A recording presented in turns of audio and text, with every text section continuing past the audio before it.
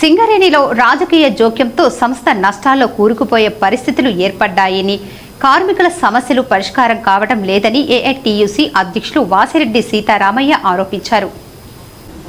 Godavari ఖనిలో RG one branch ఆధ్వర్యంలో బుధవారం జరిగిన ఏఐటీయూసీ సెంట్రల్ కమిటీ సమావేశం వివిధ ఏరియాల సెంట్రల్ కమిటీ సభ్యులు, ఆఫీస్ మెంబర్లు పాల్గొని సింగరేణి సంస్థ స్థితిగతులు, కార్మికుల సమస్యల పరిష్కారం కోసం యాజమాన్యంతో మాట్లాడిన అంశాలను చర్చించారు. అనంతరం ఏఐటీయూసీ అధ్యక్షులు సీతారామయ్య, ప్రధాన కార్యదర్శి రాజ్ కుమార్ మాట్లాడుతూ 2014కు ముందు సింగరేణిలో రాజకీయ జోక్యం ఉండేది కాదని, యాజమాన్యం కార్మికుల సమస్యలను గుర్తింపు సంఘంగా ఉన్న యూనియన్తోనే చర్చించి పరిష్కరించేదని తెలిపారు. 2014 తర్వాత టీఆర్ఎస్ ప్రభుత్వం ఏర్పడిన తర్వాత రాజకీయ జోక్యం పెరగగా కాంగ్రెస్ ప్రభుత్వం వచ్చిన తర్వాత మితిమీరిందని ఆరోపించారు. సింగరేణిలో కొత్త గనుల విషయంలో, సొంతింటి కల విషయంలో అంతా రాజకీయ జోక్యంతో ముడిపడి ఉందన్నారు.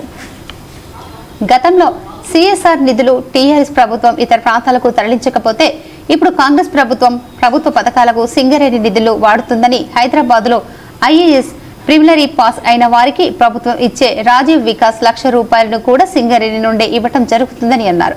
ఇవే కాకుండా ఓబీ కాంట్రాక్టు, ఎక్స్ప్లోజింగ్ కాంట్రాక్టుల్లో కూడా రాజకీయ జోక్యమే ఉందని ఆరోపించారు. ఇలా అయితే సింగరేణి సంస్థ నష్టాల్లోకి వెళ్తే ఎవరు బాధ్యత వహిస్తారని ప్రశ్నించారు. రాజకీయ జోక్యం కారణంగా చివరకు అధికారులు కూడా పీఆర్పీ కోసం నిరసనలు దిగే పరిస్థితులు వచ్చాయని ఆవేదన వ్యక్తం చేశారు. రాజకీయ జోక్యంతో కార్మికులు, అధికారులు ఎవరు కూడా తృప్తిగా లేరన్నారు. సింగరేణిలోని మల్టీ డిపార్ట్మెంట్ కమిటీలు తిరుగుతూ బొగ్గు రేట్ ఎక్కువగా ఉన్నందున సింగరేణి సంస్థ బొగ్గును అమ్మకాలు కావటం లేదని, ఎక్కువ గంటలు పనిచేసి ఉత్పత్తి వ్యయాన్ని తగ్గించి కోల్ రేట్ తగ్గించుకునే ప్రయత్నం చేయాలని చెబుతుందని, అసలు ఫ్యూచర్ ప్రాజెక్టులు ఏమని ప్రశ్నించారు. రానున్న కాలంలో మూతబడే గనులను కూడా చెబుతున్నారని, కొత్త గనులు సంగతేమిటని అడిగారు. గత ప్రభుత్వం 3 రోజులు సమ్మె చేయించి కోయగూడెం, సత్తుపల్లి గనులను వేల ద్వారా ప్రైవేటు వ్యక్తులకు ఇప్పించారని, వాటిని బొగ్గు తీయడానికి సరైన అవకాశాలు లేకపోవడంతో ఆగిపోయాయని, కానీ ప్రైవేటీకరణను వ్యతిరేకించిన కాంగ్రెస్ ప్రభుత్వ పెద్దలు ఇప్పుడు వాటికి క్లియరెన్స్లు ఒప్పించడానికి పూనుకున్నట్లు వార్తలు వస్తున్నాయని తెలిపారు. సింగరేణి సంస్థలు కాపాడుకోవడానికి, కార్మికుల సమస్యలు పరిష్కారం అయ్యేలా, రాజకీయ జోక్యం తగ్గేలా ఏఐటీయూసీ సెంట్రల్ కమిటీ సమావేశం చర్చించి పోరాటాలకు రూపకల్పన చేస్తున్నామని వెల్లడించారు. సింగరేణిలో రాజకీయ జోక్యం వల్ల సింగరేణి కంపెనీ నష్టాలు పాలేటువంటి పరిస్థితి వచ్చింది. కార్మిక వర్గానికి అనేకమైనటువంటి సమస్యలు పరిష్కారం కాకుండా మిగిలిపోతూ ఉన్నాయి. 2014 కంటే ముందు సింగరేణిలో ఏ రాజకీయ జోక్యం ఉండేది కాదు. ఏ కార్మిక సంఘాలైతే గుర్తింపులో ఉంటాయో ఆ సంఘాలతోటే యాజమాన్యం మాట్లాడేది, సమస్యలు పరిష్కారం చేసేది. ఎన్నికలు జరగడానికంటే ముందు కూడా 5 సంఘాలు ఉండేవి, ఆ సంఘాలతోటి మాట్లాడేవాళ్ళు. 2014లో టీఆర్ఎస్ గవర్నమెంట్ వచ్చిన తర్వాత రాజకీయ జోక్యం చేసుకోవడం మొదలుపెట్టారు. తర్వాత ఇవాళ కాంగ్రెస్ గవర్నమెంట్ వచ్చిన తర్వాత అదే పద్ధతి కొనసాగిస్తూ ఉన్నారు. ఇంకా ఎక్కువైపోయింది రాజకీయ జోక్యం. ఇవాళ సింగరేణిలో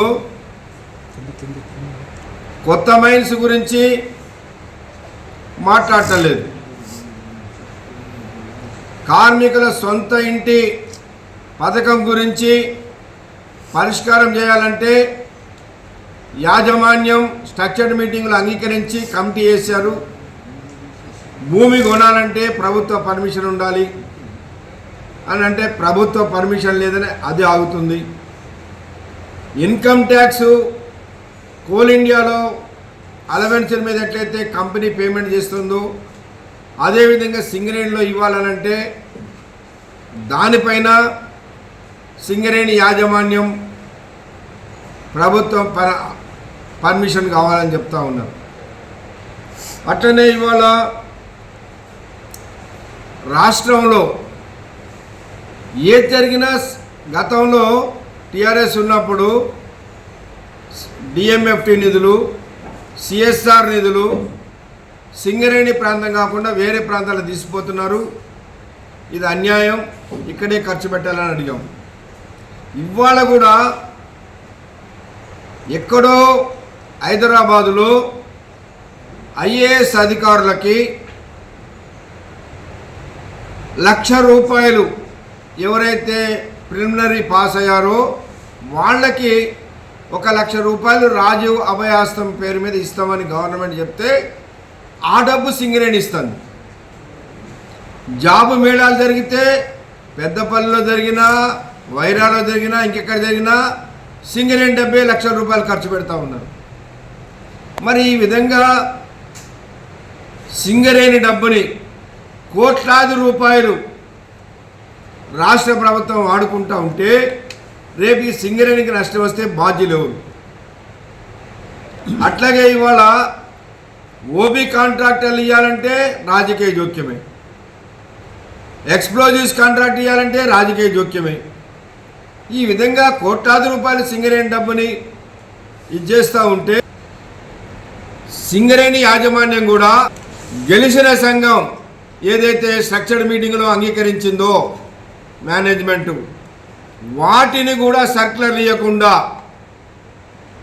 ఐఎన్టీసీ నాయకుల ఒత్తిడితోటి వాటిని ఆపుతా ఉన్నారు.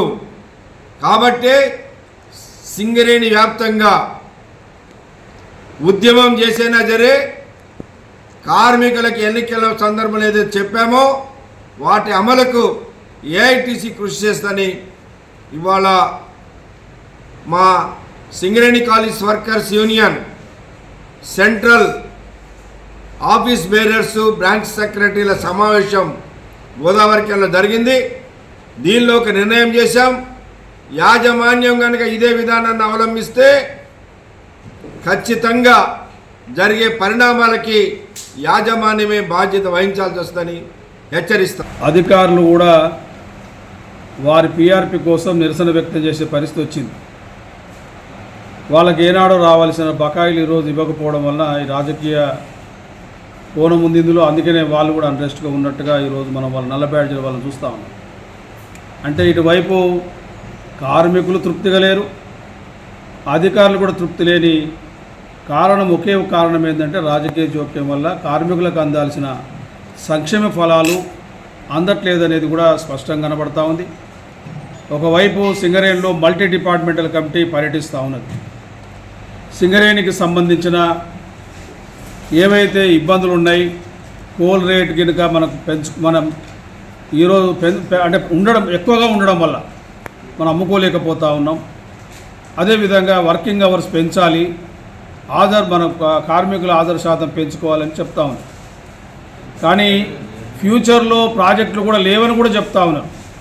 అండర్గ్రౌండ్ బావిలు ఎన్ని బంద్ అయితేనే కూడా చెప్తా ఉన్నారు.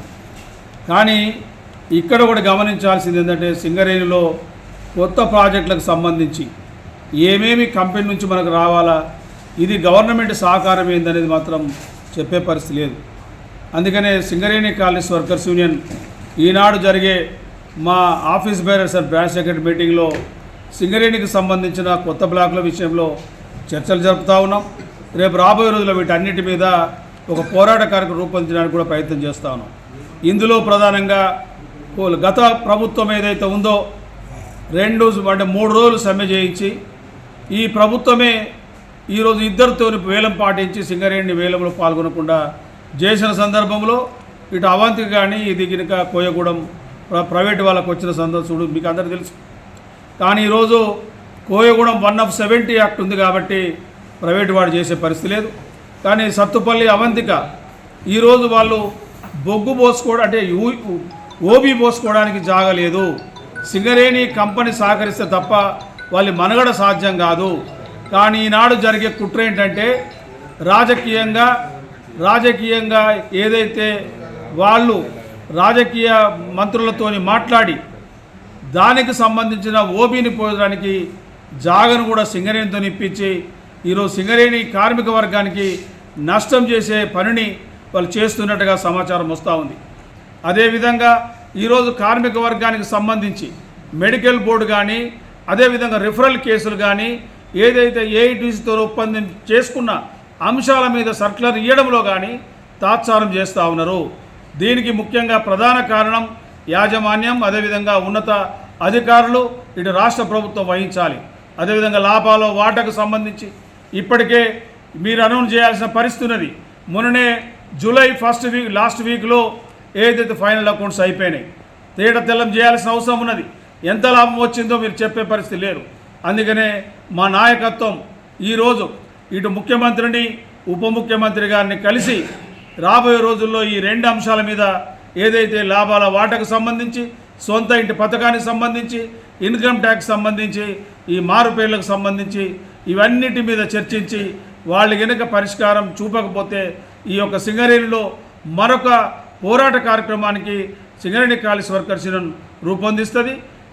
ఈ సమావేశంలో వివిధ ఏరియాల ఉప ప్రధాన కార్యదర్శులు మిరియాల రంగయ్య, మడ్డి ఎల్లగౌడ్, మూస్ సమ్మయ్య, వైవి రావు, బ్రాంచ్ కమిటీ నాయకులు వంగ వెంకటి, రామ్ గోపాల్, సత్యనారాయణ, రమణ, ప్రకాష్ రత్నం, ఆరెల్లి పోషం, జిగురు రవీందర్, మోత్కూర్ కొమ్రయ్య, రమేష్, కిషన్ రావు, అక్బర్, అలీ తదితరులు పాల్గొన్నారు.